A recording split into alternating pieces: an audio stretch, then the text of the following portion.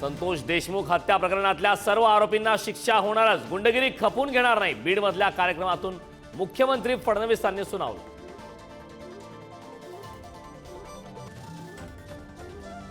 राहुल सोलापूरकरांच्या शिवरायांवरील वक्तव्यावरून उदयनराजे संतापले. सोलापूरकरांना गोळ्या घातल्या पाहिजेत, चुकीला माफी नाही, उदयनराजेंचा इशारा.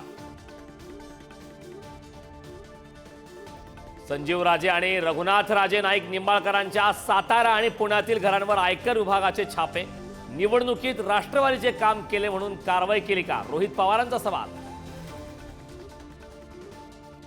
दिशा सालेन मृत्यू प्रकरणी आदित्य ठाकरेंचा न्यायालयात स्वतंत्र हस्तक्षेप अर्ज दाखल. आपलीही बाजू ऐकण्याची मागणी, तर आदित्य ठाकरेंना ताब्यात घेऊन चौकशीची गरज काय, हायकोर्टाचा याचिकाकर्त्यांना सवाल. मराठवाड्यातील कानाकोपऱ्यात पाणी पोहोचवणार, पुढच्या पिढीला दुष्काळ पाहू देणार नाही, मुख्यमंत्री फडणवीसांचं आश्वासन. तर पुढच्या 5 वर्षात घरगुती आणि औद्योगिक विजेचे दर कमी करणार असल्याचं विधान. संभाजीनगरमधून अपहरण झालेल्या बिल्डरच्या मुलाची सुखरूप सुटका. 2 कोटींच्या खंडणीसाठी केलं होतं अपहरण, 19 तासानंतर मुलाची सुटका. संत तुकाराम महाराजांचे 11वे वंशज हभप शिरीष महाराज मोरेंची गळफास घेऊन आत्महत्या. 32 लाखांचं कर्ज असल्याने आत्महत्या.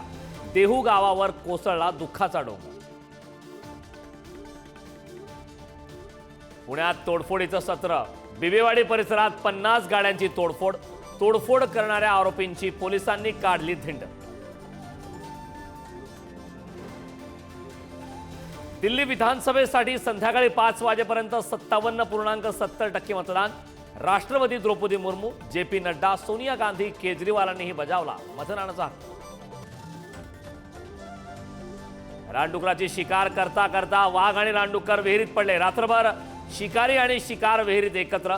रेस्क्यू ऑपरेशन वेळी वाघ आणि रानडुकराची एकमेकांना मदत.